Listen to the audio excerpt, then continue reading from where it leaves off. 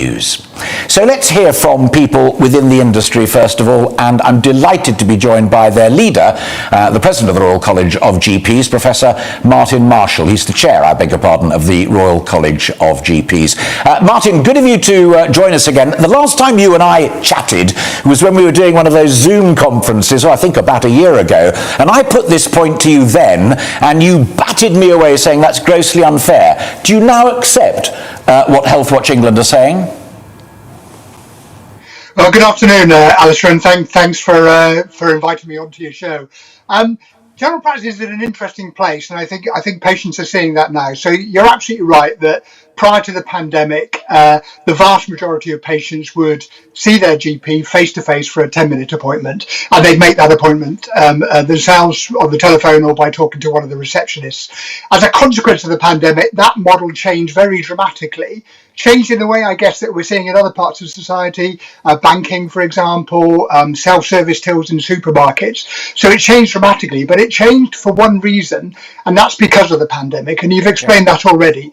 It's fundamentally important at the time when infection is spreading that people who are vulnerable, who are accessing health services, don't put themselves at higher risk by coming into a building and potentially... Okay. So let me put this to you quite bluntly, because a lot of folk listening to this I'm sure will be their reaction. So that makes perfect sense. I do not want a doctor to be put in jeopardy. I do not want the receptionist or the nurse who works in the practice to be put in jeopardy either. But I want my granny to be able to sit down in front of a GP urgently and sort out whatever her problems are. You're putting your side ahead of our side. No, that isn't the case. If people need to have an appointment, or indeed if they want an appointment and they really strongly preference an appointment face-to-face over telephone, that is available. And as you said... January to April 2019, of 23.9 appointments, 83% were face-to-face. This April, 23.8 appointments, down slightly, that doesn't matter, but only 55% were face-to-face. Not acceptable, Martin. So let me finish, Alastair. You're right, they have dropped from about 80% actually is the figures that we have from NHS Digital, appointments face-to-face prior to the pandemic, to 55% now. That is a drop, but it isn't necessarily a dramatic drop, particularly at a time when there are a lot of patients out there who really like digital consulting, who find it more convenient, who find their GP more accessible, particularly people who are housebound, for example, or adolescents. So there are people who really like the changing nature, but actually I thoroughly accept there are many who don't. And I hear from a lot of my colleagues in general practice that they too don't like remote consultations. They'd much rather be able to see people face-to-face in the same room. And that isn't just about the ability to examine people or to do blood tests. It's also about picking up the soft signs that we see when we're in the same room as a patient. Things absolutely. Like, and I want to come to that. I want to come to that specifically at the end when I'm going to ask you for your prescription, as it were. But you touch upon another vital point, and I understand. I mean, my eldest children are in their 30s, my younger ones are in their 20s. I am notably older than that, but it does create a health divide that I find deeply troubling. So those who've got their smartphones or wear a smart watch, absolutely fine, because you can take a temperature, you can do a blood pressure yourself and send it into the GP. But I go back to my, as it were, urban myth granny. The elderly, the vulnerable, are particularly hard hit. They want to see face-to-face experts, and they sometimes don't want a prescription, they want reassurance. This cuts them out. Well, I think you're right that there's a risk of that happening. And when the pandemic is over, and let me remind you, the pandemic is not over.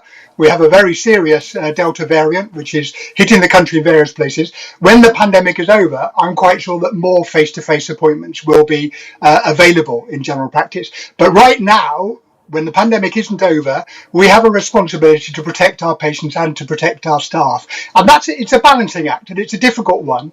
And actually, I don't see very many patients arguing with their GP for face-to-face. What I see is sensible conversations between a GP and a patient that they know about what is the best form of access, what's the best way of meeting a patient need, and at the same time, what is the best way of protecting patients and protecting staff. Okay.